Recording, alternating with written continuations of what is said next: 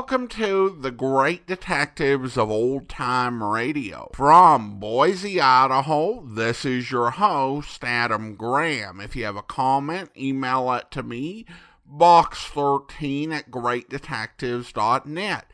Follow us on Twitter at Radio Detectives and check us out on Instagram, instagram.com/greatdetectives. If you are enjoying this podcast, I encourage you to follow us using your favorite podcast software. In a moment, we're going to bring you the conclusion of this week's Yours Truly Johnny Dollar serial as we present episodes 3, 4, and 5 of the Ricardo Amerigo matter with the original air dates of January 18th, 19th, and 20th of 1956. And we'll be taking you over to Johnny and Harry and finding out whether Harry Branson was right about the Amati not being the McCoy. But first, I want to let you know about our sponsor, BetterHelp. You know, in my life, I wear a lot of hats. I'm a husband, I'm a dad, I'm a son, I'm a brother, I'm a podcaster, and because of that, I'm a small business owner. I'm part of my church, and I'm a homeowner, a car owner, and a pet owner. All of those roles take time. And don't get me wrong, some of them are things I love to do, like spending time with my wife and son, or working on the recording and research for the podcast. And others are things that, whether you like them or not, they have to be done. Like, there have been things I've needed to address if I didn't want the lawn to die. And whether I feel like it or not, I better do the books and pay my estimated tax to the IRS. The problem is, it's so easy to get caught up in what everyone else needs from you and never take a moment to think about what you need from yourself. I know I have an ability to keep on going and going until I'm not good for myself, and I'm not really good for anyone else either. Because if you live life like that, it can leave you feeling stretched thin and burned out. Therapy can give you tools to find more balance in life so that you are continuing to support others without leaving yourself behind. It's helpful to learn coping skills and how to set boundaries. It empowers you to be the best version of yourself. It's not just for those who have suffered a major trauma or debilitating mental illness. If you're thinking of starting therapy, give BetterHelp a try. It's entirely online, designed to be convenient, flexible, and suited to your schedule. Just fill out a brief questionnaire to get matched with a licensed therapist and switch therapists anytime at no additional charge. Find more balance with BetterHelp. Visit BetterHelp.com/detectives today to get 10% off your first month. That's BetterHelp, HELP.com/detectives. And now, yours truly, Johnny Dollar. From Hollywood, it's time now for Johnny Dollar. Yeah, Pete Corbin, Dollar. I found your message when I got in, but I don't know why I'm returning your call after that lacing I took from you. Well, at least you haven't run out on us. Why should I? How would you like to explain what you were doing in Port Morris, New Jersey yesterday afternoon at the scene of the so-called accidental death of your client, Ricardo Amerigo? Oh, yeah, I thought that was you I saw in that car down there. It sure was. Are you in your office? Yeah, that's right. I thought you wanted to stay know... there. I do want to know. That and a lot of other things. I'll see you in about an hour after I've made another call. Okay, I'll be here.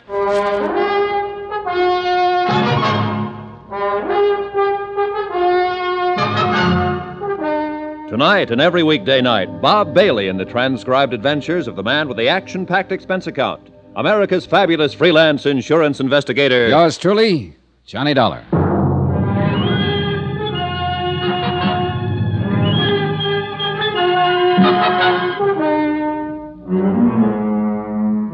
Expense account submitted by Special Investigator Johnny Dollar. Location, Philadelphia, Pennsylvania. To the Philadelphia Mutual Liability and Casualty Company. Following is an accounting of further expenses during my investigation of the Ricardo Amerigo matter.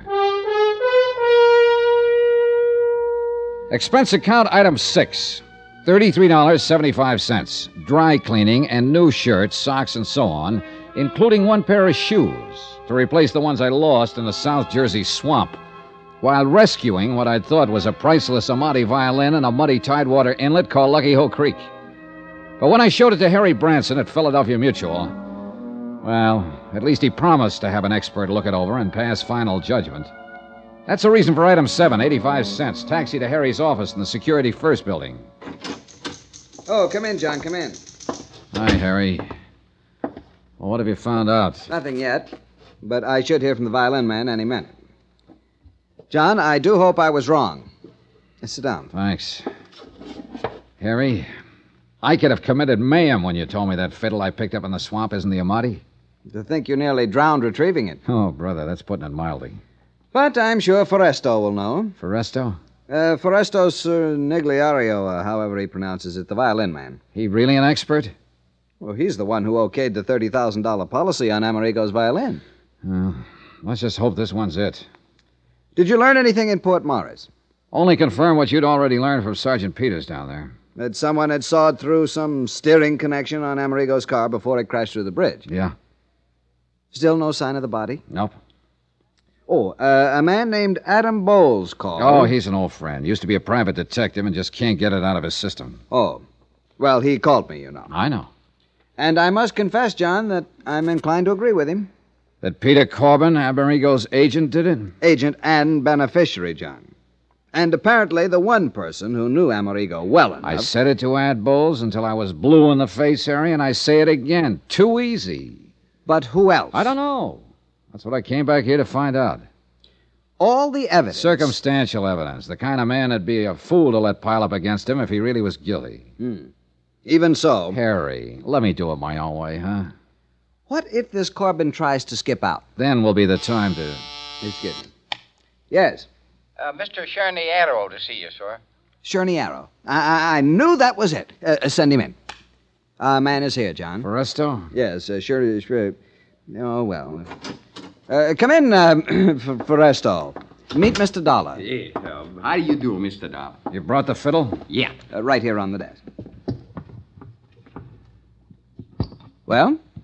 Thank you. I'll open up the case. Well, is it?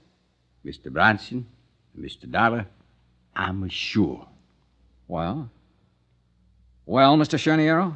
Charniero. Look, you've only got to look now that I've cleaned away some of the mud and the salt from the swamp where it was found. We're lucky it did not do any real damage to change the appearance. But nobody could tell the way you gave it to me. Well, how about now that you've cleaned it up? Yes. You see here. The shape of the F holes, the curve to the belly. Yeah? The beautiful shape, the signs of age, and above all, here, you see, the label. Label? Through the F hole, you can see it. There, Niccolo Amati. Then it is Amerigo's. See? You're sure, Mr. Charniero? The label says. And Forresto says. Well, look, I talked with a fiddle player in the orchestra at my hotel last night. He told me there are literally thousands of imitations of every important violin ever made. Shape, size, label, and all. Now listen, Forresto. See? Tell me the truth. Do you really consider yourself an expert? Well, I'm a seller of violins in my store. Violins, harmonicas, ocarinas, victrolas. How good are the violins you sell? Oh, good ones. Some as high as $65.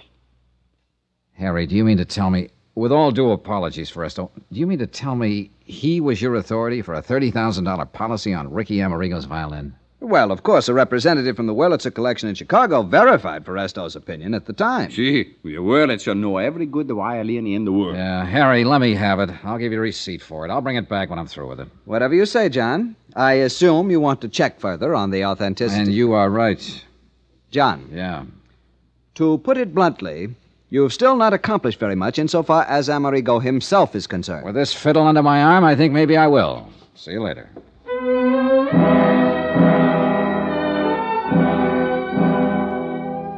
Maybe Harry'd been right in the very beginning. Maybe I should have known a little more about music, or more specifically, violins. Or maybe I should have left this aspect of the case to someone else and concentrated on the disappearance death of Ricardo Amerigo. Maybe I... well... Expense account item 8, 80 cents. Taxi to booking agent Peter Corbin's office. All right, Dollar, let's not waste either your time or either mine. You want to know what I was doing? That's right, Corbin. The Amati. I found it right where you planted it. In that swamp near Port Morris. You actually found it. What do you mean where I planted it? What else were you doing down there in the South Jersey swamps? Is that where you found it? Well, you ought to know. But frankly, Corbin, I think you overplayed it a bit when you tucked part of one of Amerigo's monogram shirts there with it. I don't know what you're talking about. Actually, I mean it. Then what were you doing down there? And, brother, you better make it good. The same thing you were. Trying to find out what happened to Ricky Amerigo. I tell you, Dollar, I was his best friend. It's a true fact. If his fiddle was down there, too, I didn't see it. I wish I could believe you. For the way it looks from here, you were willing to have the Amati violin found lying out there in that salt marsh because you couldn't get rid of it without exposing yourself. It didn't put any money in your pocket the way you figure Amerigo's death will. The way it looks from here, Dollar, that's where you're wrong. Yeah? Yeah, actually wrong.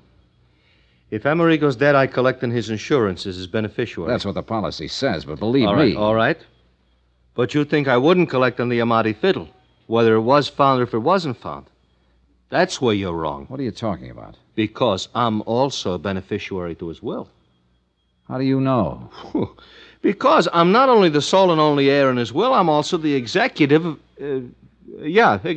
his estate, too. Oh. Yeah. So if I was the heavy, what would I take a chance leaving a $30,000 fiddle laying around in some swamp? Cover up? $30,000 worth? All right, what did you do with the hacksaw? You mean somebody sawed up the fiddle? Oh, no, let me see. No, easy, will you? Somebody sawed partway through a steering arm on Amerigo's car to make it crash. Murder? That's a pretty fair question. Oh, no, Dollar, no. Oh, no, who would murder a nice, sweet guy like Ricky? Maybe he was a drunk, maybe he hit the skids, but he had no enemies. He couldn't have. Okay. Pete. Maybe he was just a drunken bum, worthless. He threw away a concert career, but he was a gentleman. An actual gentleman. And he was a sweet guy. Nobody could have murdered him. Oh, no, Dollar, not Ricky. Pete, would you? Who was it? Tell me, huh? Who was the lousy punk? I'll kill him. Okay, Pete, I believe you. I don't care whether you believe me or not. Will you tell me who done it? Pete. Pete, will you listen to me? I'm listening. Now, look here. Look here and tell me. Is this Ricky's Amati violin? Yeah, that's it. Ah, poor Ricky. Poor drunk. You're sure? I'm sure. All right, Pete, I'm going to give it to you straight. All I ask is you now, listen tell to me, me will who... you? We don't know who killed Ricky Amerigo. We haven't even found his body. The Port Morris police are still trying, of course, but it could have been carried by the tide through that inlet, the Lucky Hole Creek, right on out to the sea. Or, of course, it may appear somewhere along the creek. It'll take weeks to search that swamp thoroughly. Anyhow, if they do find him, I want to see he gets a decent burial. Will you promise me? Okay, I'll try, but listen, will you? Because of the sawed-through steering arm, his death was made to look accidental. Double indemnity. And you're the beneficiary. He not only wasn't making you any money because his drinking kept him off the concert stage, but he owed you money, plenty. Now, that's a motive. As for opportunity, who else had as much as you? Nobody. But I love the poor guy. I try to keep him alive to get him back on his own feet. You told me, and I believe you. But the fact remains that the insurance company, the police, even a pretty smart private detective I know, all figure you for number one suspect. And they hope to accumulate enough evidence to move in on you. And you're with them, huh? No. What? Yesterday right here you told me... Sure, I know I did. But I've had time to think it out. Now, pinning it on you is just too easy. Much too easy. I'll say it to your face, Pete. You're no mental giant. But only an utter fool would let circumstantial evidence like that pile up against him and then commit a murder like that. I may be wrong. Lord help you if I am and find out. But I think you're clean. I swear I am. And I'm going to play it that way unless I find solid reason to change my mind. Because, Pete. Yeah, Johnny? You're the one person who can help me in this case. I'll do anything. Actually, anything. Just ask me. All right. Now, first tell me where you were last Friday evening when Amerigo's car made that dive off that bridge. Alibi? That's right, brother, and you can be sure I'll check it. At Willie's. All right, who's Willie? Willie Elliott.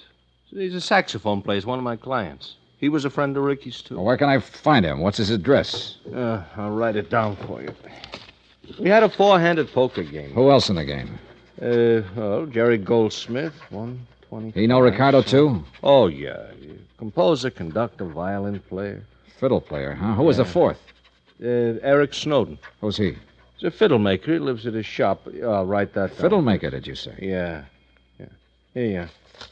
Yeah, he was the sole and only man Ricky would ever let touch his amati for repairs and fixing up, you understand? Who else were good friends of Ricardo's? While he was making it, plenty. Lately, nobody. You sure? Oh, nobody, Johnny, I know. Of course, he hung around a lot of bars. He was a regular. Give me a list. Well, let's see. There's a little place over on Pine Street called the Yellow Lamp. Expense account item 9, $370. A quick sandwich for Pete Corbin and myself and a flock of phone calls to Pete's poker pals. Just to make sure they were in and available when I could get around to see them. I had to phony up an excuse for seeing each of them. A friend of Pete's, just in from out of town, suggested I give you a call, that sort of thing. And apparently it didn't arouse any suspicion. At least it was a start. And for the first time, call it a hunch or whatever you like, I felt I was going to get somewhere in this case. As it turns out, I was. Believe me.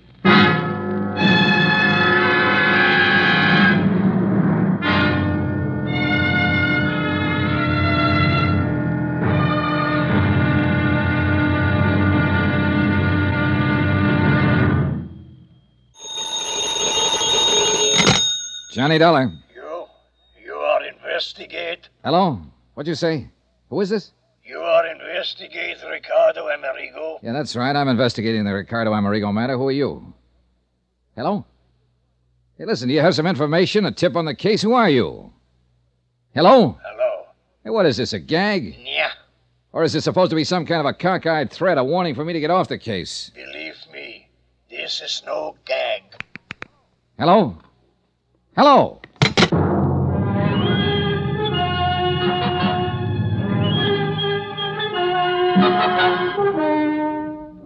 Expense account submitted by Special Investigator Johnny Dollar. Location, Philadelphia, Pennsylvania. To the Philadelphia Mutual Liability and Casualty Company. Following is an accounting of further expenses incurred during my investigation of the Ricardo Amerigo matter. Expense account item 10, $21 even, for drinks, for me alone. And believe it or not, I'm cold sober. But the least I could do was buy one at each of the bars on the list Pete Corbin gave me. A list of all the places Ricardo Amerigo used to hang out before his disappearance in a South Jersey swamp. In spite of all the circumstantial evidence pointing his way, I still wasn't convinced Corbin had engineered an accident to kill Amerigo. Pete had also given me a list of Amerigo's closest personal friends, 3 of them. I'd told them I'd see them later. Meanwhile, I hoped to learn something helpful from the places where he apparently spent most of his time during his last few months on this earth. But the result can pretty much be summed up at the last bar on the list, the Hangover Club. There you are. Cost you 80 cents. Here, keep the change. Oh, thanks. Yeah, it's just like I tell you, mister. You come in here, buy a few drinks, sit and drink them, leave. Well, didn't he ever talk to anybody? Not even me. Just sit here and get plastered. Till one of his friends would come in and drag him away. Who? Did you know any of them? Oh, sure. Willie Elliott, saxophone player at the Crystal Room. Oh. Who else? Jerry somebody, fiddle player. Jerry Goldsmith. Yeah, they're on my list. Huh? Anybody else? No. Oh, yeah, wait, sure. His agent, Pete Corbin. Yeah, that's... Hey, if you knew that, why'd you ask me? I've heard the same thing exactly 20 times so far today. Yeah, well, I'll say this for him. They must have loved Amerigo. They might have fought and argued with him when they caught him in here, but it was all for one thing, to try and straighten him out. But, mister, he was too far in. Yeah. Yeah, shame for a talent like him, concert violinist, to hit the skids the way he'd done, but nobody couldn't seem to help him. The story had been exactly the same in every bar on the list. Apparently, the only friends, the only associates that Ricardo Amerigo had were those Pete Corbin had named. Expense account item 11, 110, cab fare to the apartment of William Elliott over on Callowell Street. Same story. No new names of friends or even acquaintances. He and Corbin and Goldsmith and the old English violin maker, Eric Snowden, had known Amerigo for years, good times and bad. Had all tried to help him, straighten him out, were deeply grieved over his death. Item 12, 570, cab to a suburb called Lanark to see Jerry Goldsmith, where I'll admit I expected to get the same story, the same names, no more, no less. This time I took the Amati violin with me.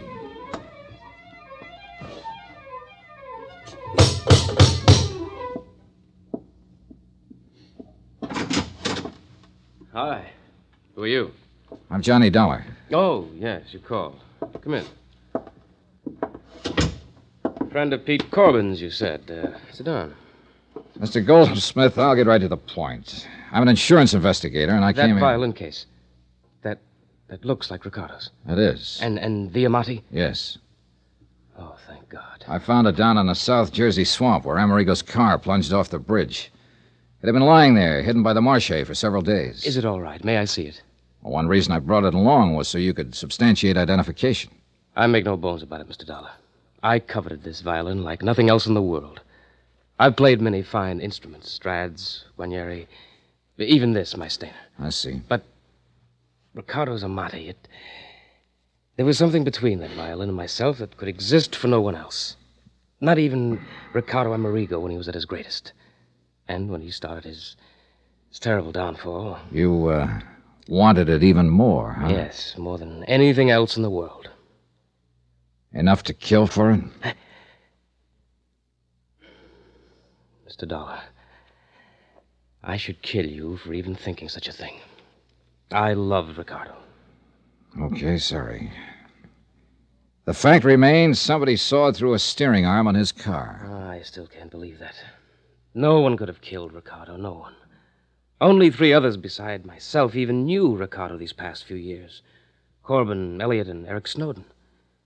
Pity him, feed him, clothe him, try to fight him away from the liquor that had ruined his brilliant career, yes. Even hate him at times for what he'd done to his life, but murder... I'm sorry. May I? Sure. It, is the Amati. Yes, I know it as well as I know my own. May I play it? Sure.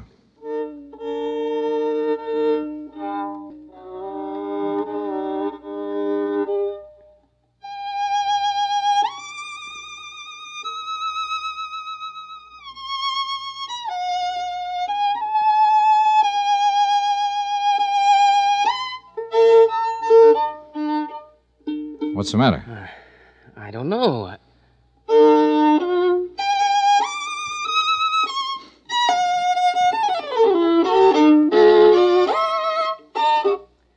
Mr. Dollar, it isn't here. The tone, the brilliance, the response, it isn't here. Something's wrong. You're sure this is the Amati? Oh, of course I'm sure, but something's wrong. Something's happened to it. It isn't the same. Well, you think the dampness of the swamp might have done... No, you can see. It's all right, but it isn't. Well, I don't know anything about violins. There are no cracks, no marks, no damage. Even the sound post. But you're sure it's Ricardo Amerigo's Amati? Yes, I told you so. I couldn't possibly be mistaken. But something is... Mr. Dollar... Well? I don't know. You know something? I don't either. I'm afraid I left Jerry Goldsmith rather abruptly and in a rather distressed condition. But I had plans, and the sooner I could carry them out, the better. Item 13 on expense account, $420 taxi fare back into town to the shop of Eric Snowden, violin maker. The only man who'd been allowed to touch Ricardo Amerigo's Amati, except, of course, for the music store owner who'd cleaned it up after I found it in the swamp.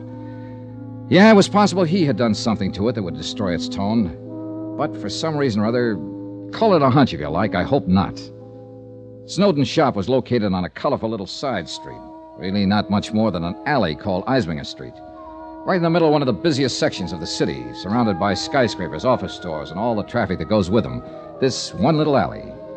Except for Snowden's place, the tiny buildings packed side by side are all residences, left over from years gone by when this was a residential section, and still unspoiled by the bustling activity around it. Thank you, Mr. Romandi. And I'll be sure to hear you at the Academy of Music Saturday night. Sir! Mr. Snowden? Yes, I'm Eric Snowden, but that violin case... I'm Johnny Dollar. I phoned you. Oh, please come in. Mr. Dollar. That's right. It's Ricardo Amerigo's. It's been found. Please let me... Mr. Snowden, I'm an insurance investigator. Part of my job has been recovery of this violin. It's possible loss was the most heartbreaking thing I ever contemplated, but you found it. I think so. You think? I don't understand. Well, here, take it. Examine it. Yes, but not here. Come, we'll go up to my workroom on the second floor, where I can check it thoroughly. I'll lock this front door so we won't be disturbed. Now, come with me, please. I can't believe it. It's so wonderful you found it. It would have been a terrible loss to the world. Yeah, I guess so. You're not a violinist yourself? No. I'm afraid the only violin music I know is what I hear in... Now, here we are. Oh, quite a shop. Most of the finest violins in the world have been here, one time or another. The Stradivarius of Yasha. It was quite a shop. The violins The of walls were Elvis, lined with fiddles in the making, Chrysler, and with tools. Eugene Asai. Some familiar and some that were... First time Ruggiero Wait a minute. actually brought me his Hacksaws. instrument to work on. A couple of them small and delicate, Boy, but one a big one and dirty. and others, Isaac Stern. As Eric Snowden turned away to open the violin case, I ran my fingers over the blades. Yeah, there was grease on one. Axle grease. Now here.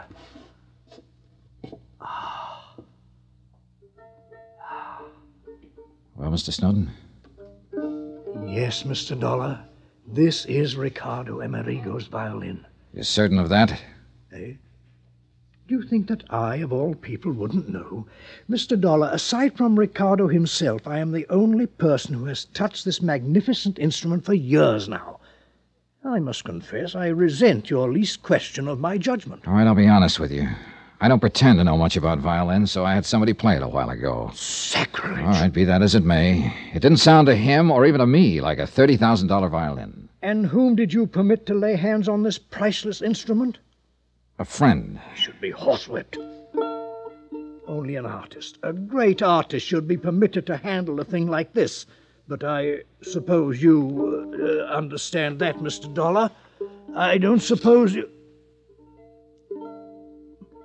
Well, go on. Mr. Dollar, someone has tampered with this. Oh? Of course it doesn't sound right. Did this friend of yours presume to be a violin maker, too? What do you mean? The sound post, the placement of the bridge. Of course it doesn't sound right.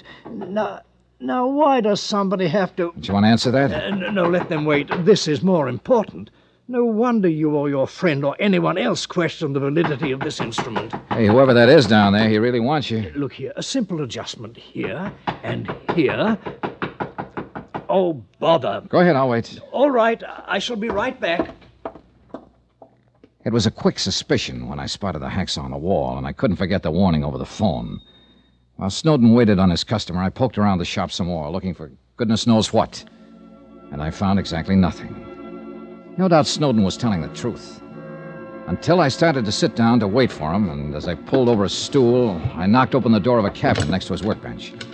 I started to close it again, and then I saw it. Hanging there on a hook was a violin. I grabbed it out of the cabinet and held it under the light beside the one in Amerigo's case. I held them up together. It was unbelievable. The shape, the color, the markings, nicks on the little pegs you tune them up with, the spot of stain on the scroll, even a tiny, almost indiscernible scratch on the back, an old pencil mark on the inside near the label. It was impossible, but it was true. These two violins were absolutely identical.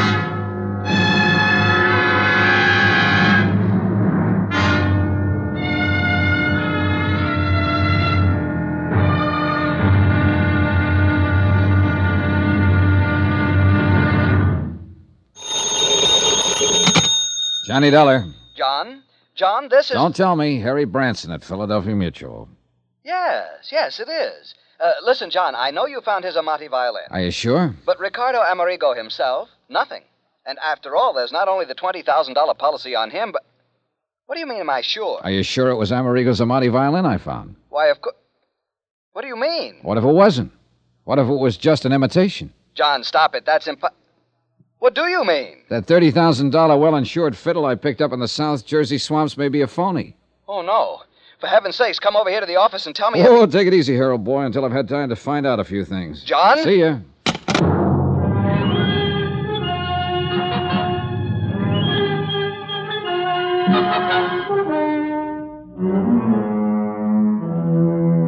Expense account submitted by Special Investigator Johnny Dollar. Location, Philadelphia, Pennsylvania. To the Philadelphia Mutual Liability and Casualty Company.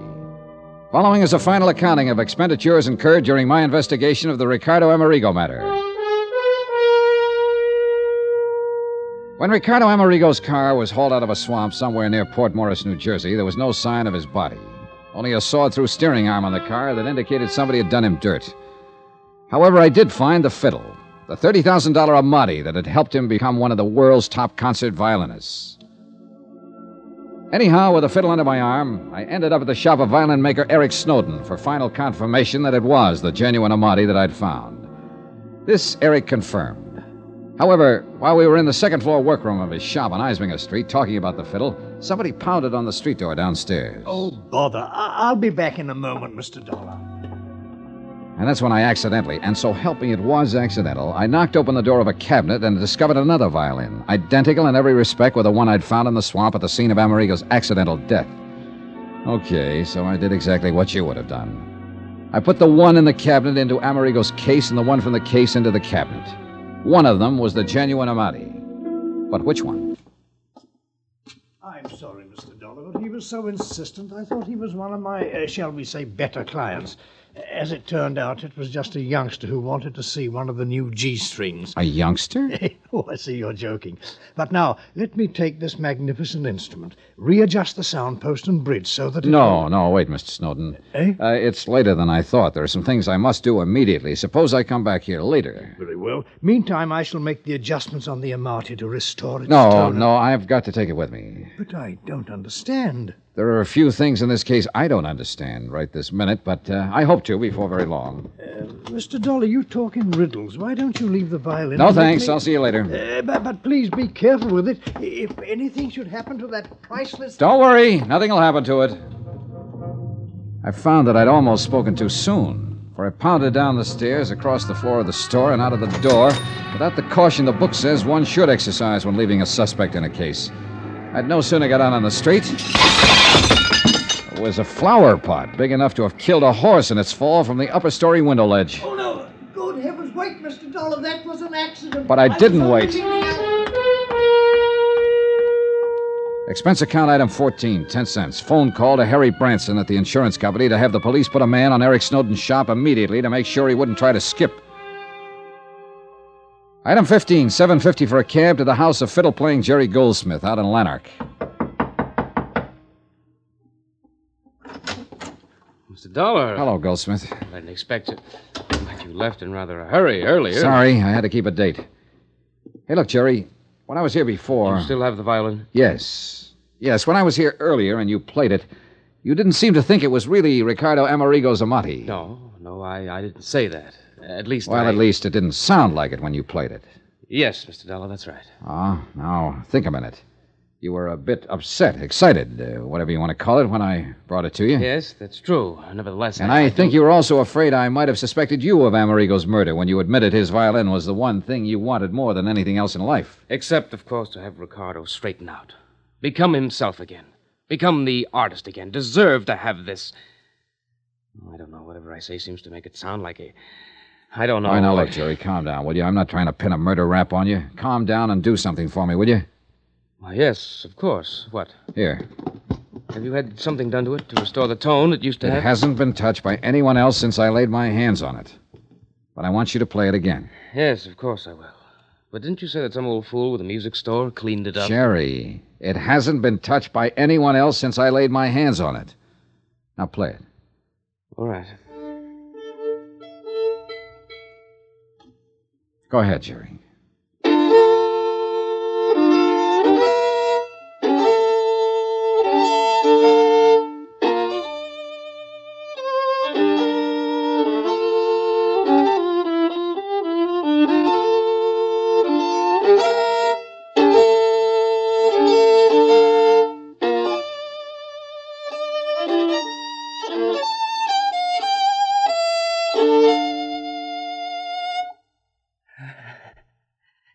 It's the Amati, isn't it? Yes. Yes, it's the Amati. A beautiful, wonderful...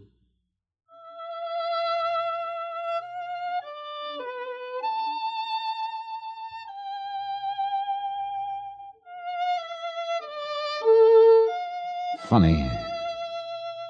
I never realized what a violin could. Can you hear me, Jerry?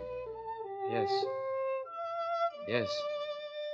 And to think it's taken something like this to lead me to a killer.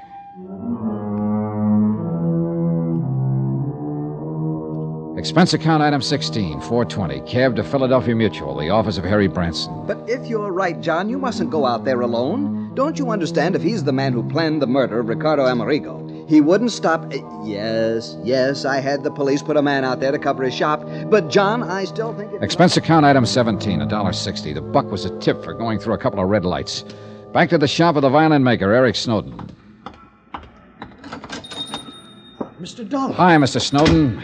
I'm afraid I left you rather abruptly a while ago. Mention it, Mr. Dollar. It's you. That near accident when you left that flower pot. I don't know how it possibly could have shifted on the window ledge up there. On the third floor window ledge of this little combination store, workshop, and home of yours. That much I did notice while I was ducking it. If it had come off a second floor window, you know I might have suspected you of giving it a helpful shove. Oh, good heavens, Mr. Dollar, you can't possibly mean that. All right, forget it for the moment. But how can Let's go up to your workshop on the second floor. Come on. Well, yes, of course. But may I ask why? I want to show you something, and I think you know what. No, I certainly don't. Unless something has happened to the Amati. Oh, something certainly has. You damaged it since you were here. No such luck. Mr. Dollar, please, what are you talking about? Okay, here. Now tell me the truth. Is this Ricardo Amerigo's Amati violin? Yes. I've told you so. You're sure? Of course I'm sure. You know something? You aren't, but I am. What? Now open that cabinet there beside your work table. What for? Because I tell you to. But I... just what are you getting at, Dollar? Are you going to open it or shall I? No. Get out of here. This is my shop, my place. You can't do this sort of thing to me. Would you rather the police did? They're on their way. The police? But I... Well?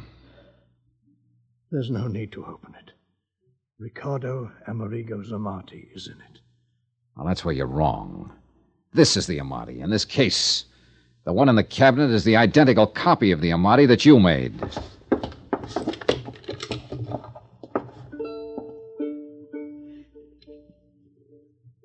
Yes, Mr. Dollar. Why, Snowden?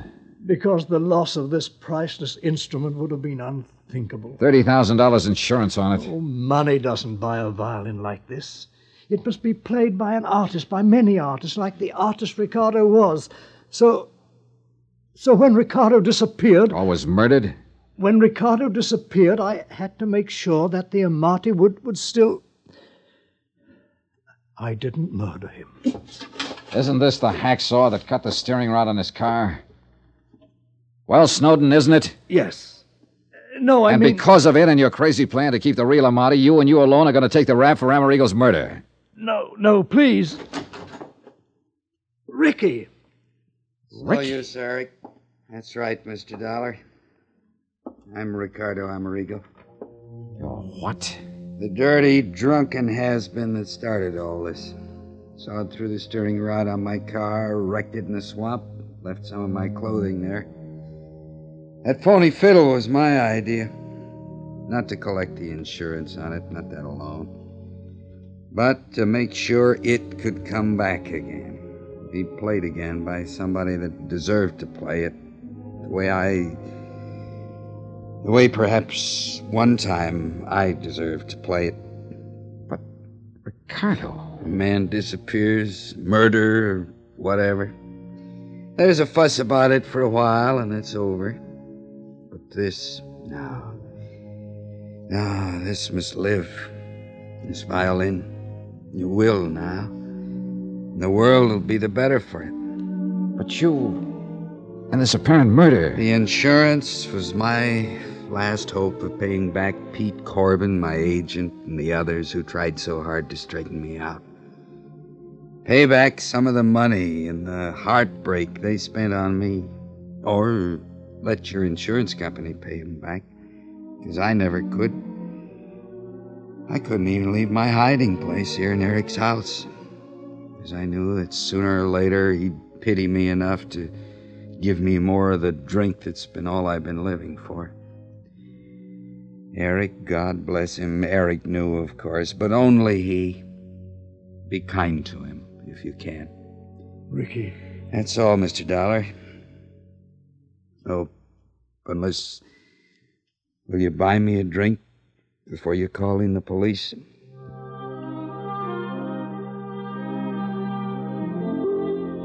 Expense account item 17, $8.50. One bottle of the best I could buy before I called in the police. Item 18, hotel in Philadelphia, miscellaneous fare back to Hartford. Total expense account $182.65. Remarks? No insurance payment necessary on either the Amati or the man. And I guess he really was a man. More than he knew. What the courts will do about him and about Eric Snowden, well, the courts will do. And I'm glad I have to have no part in it. You know, it's funny. Somehow I think I have a little better appreciation for music now than... Oh, well. Yours truly, Johnny Dollar.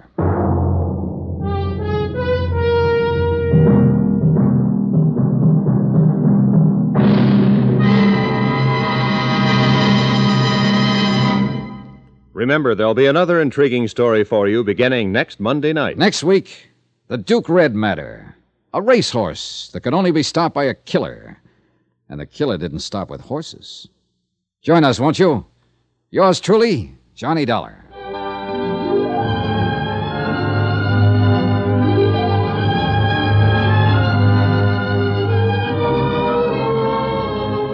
Yours truly, Johnny Dollar, starring Bob Bailey, is transcribed in Hollywood.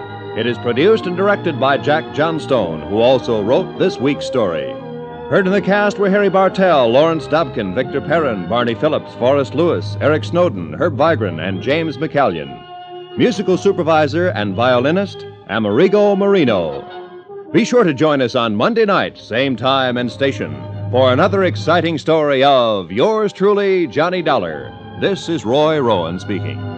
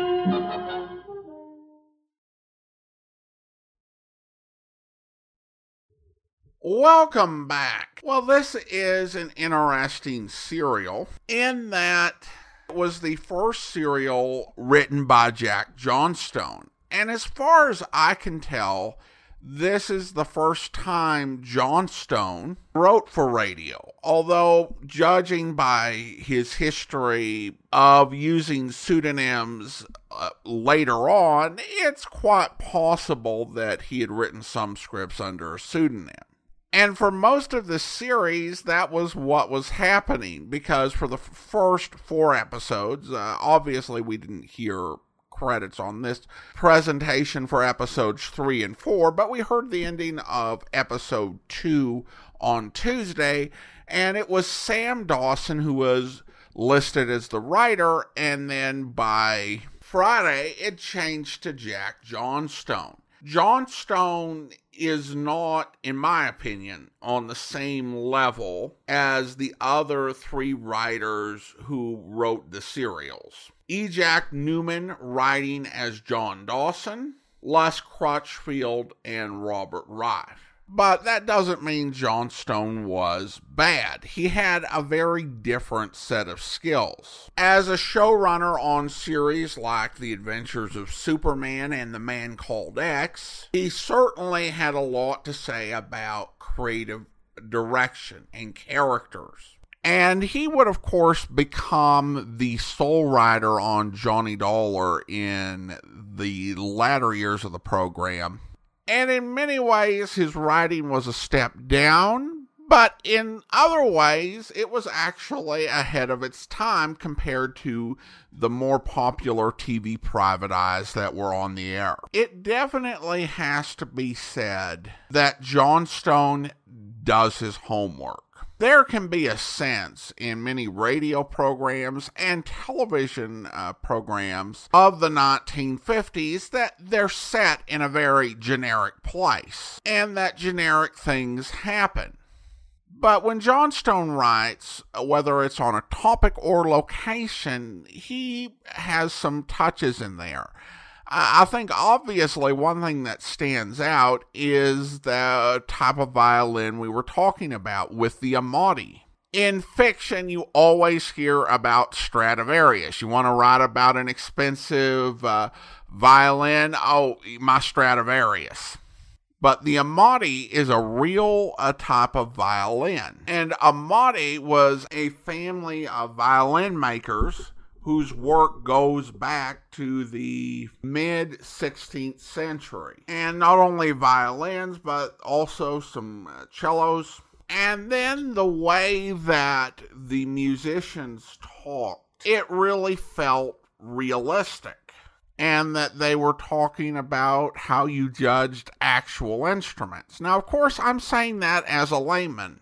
There may be a violinist who might take some issue with it, but to me, as someone who, as I was talking about on Tuesday, is not particularly familiar with the ins and outs of musical instruments, it said to me that, yeah, this sounds like these people know what they're talking about. I also feel like this is a story that's helped by the music and the way the violin is played. And the second time that Jerry played the violin, when it was the real Amati, the way that he finished felt very emotional. And of course, the playing when you actually have the Amati is really, really good. And that's a combination of great violin playing, good writing, and superb direction. And there's also, I think, an ethic at the heart of the story that we don't really relate to as much today, is the idea that Ricardo Amerigo's gifts and the violin itself were in some ways a sacred trust. And we tend to view things in a lot more of an individualistic way. If you go down the path of drug and alcohol abuse and ruin your mind and your potential in a field where you were gifted, you've only hurt yourself.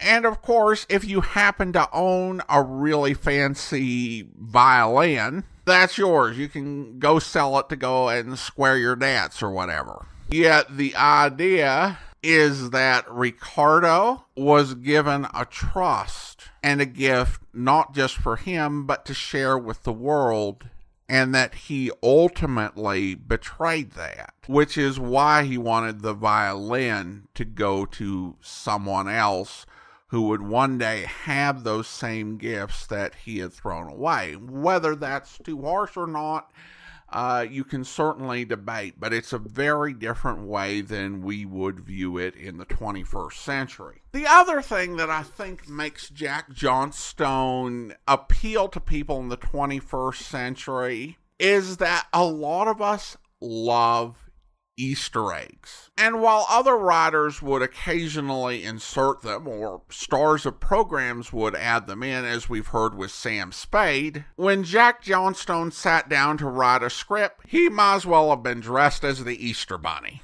He was noted for including the names of real people in his stories. While Johnny Dollar having characters named Alice Cooper and Jimmy Carter is purely coincidence, it's unlikely that the appearance of a character named Jerry Goldsmith is, because the soon-to-be famous composer was working at CBS at the time, and is likely a case where Johnstone wrote him into the story. Less imaginatively, he had Eric Snowden playing a character named Eric Snowden. Now, as far as I know, Eric Snowden, the actor, was not also a violin maker. He did, however, play Dr. Watson in the almost completely missing 1949 to 50 a series of The New Adventures of Sherlock Holmes over ABC with Ben Wright as Sherlock Holmes.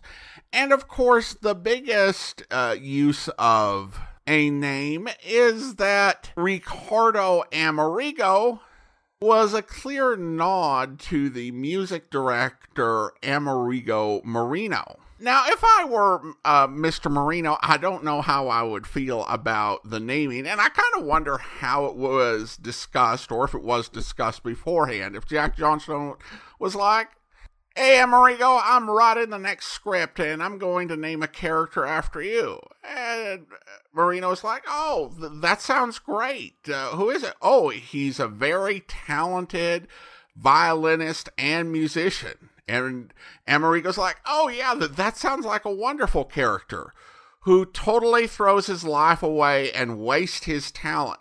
Are you trying to tell me something?" No, I'm not trying to tell you anything. It's just a fictional character who, like you, is a musician who throws his life away, who I am naming after you. Thanks, I think. For the record, Mr. Marino actually had a fantastic musical career. He became conductor of the CBS Orchestra. He also guest conducted the New York Philharmonic. And then in 1964, he moved to Birmingham, Alabama to lead the Birmingham Symphony Orchestra, later the Alabama Symphony Orchestra, and he did that for 20 years, really built up the reputation of that entire program, and is actually in the Alabama Music Hall of Fame. So if you're ever in Tuscumbia, might be worth checking out. Now, the story itself has, I think, a couple of really odd things continuity-wise. I kind of feel like that this story was written perhaps on a bit of short notice, and it may have been a situation where Johnstone wanted someone else to write it, but they fell through at the last minute, because the mistakes are somewhat noteworthy, if not major. Let's start with part 4. Everybody remember back to that accented voice who called Johnny up to try to scare him off the case. Who was it? Amerigo didn't have an accent. And there was really no follow-through on the threat, because I kind of believe Eric Snowden that it really was just an accident. So nobody actually came after Johnny on the case. And even if it was a crank, we're not to the point in the series where it's been established that Johnny's adventures are on the air, and nobody would actually have had a way of knowing he was on the case. So that entire 4th part opening, either they were planning on taking the story another direction and they didn't remove that opening, which belonged to the other direction, or yeah, definitely a gap there.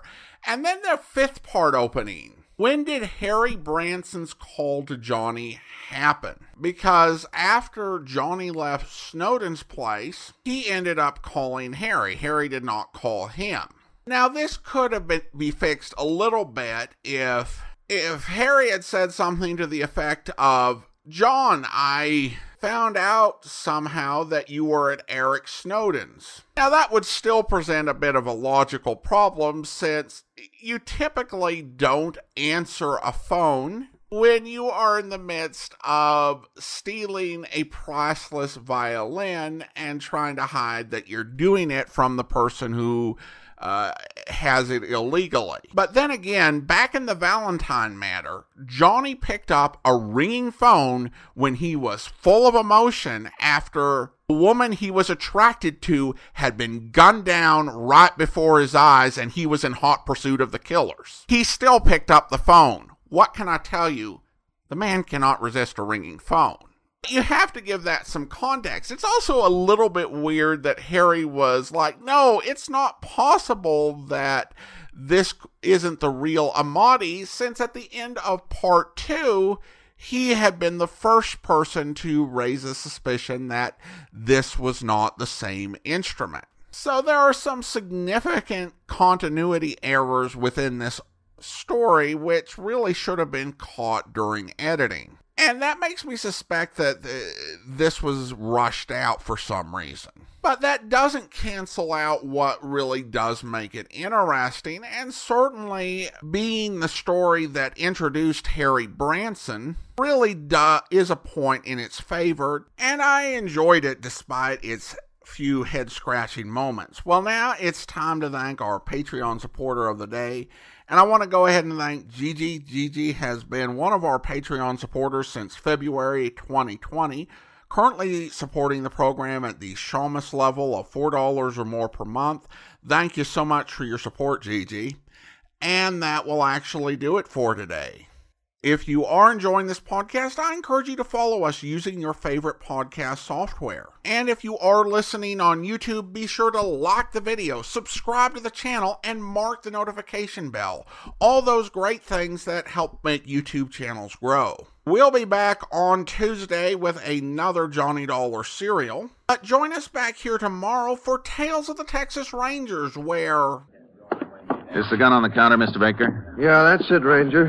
I was trying to get it away from the guy when it went off. I never should have done it. I should have just given him the money. The General might be alive right now if I had. No, there's no use figuring that way, Tom. Well, You cover him up with those towels? Yeah, I couldn't stand them people looking in at him. Well, I know how you feel, Tom. All of us who knew him had a soft spot for the old boy. You know, it's a funny thing. I never did know his real name. Mm-hmm. How'd the killer escape? In a truck. I fired at him a few times before he drove off. You hit him?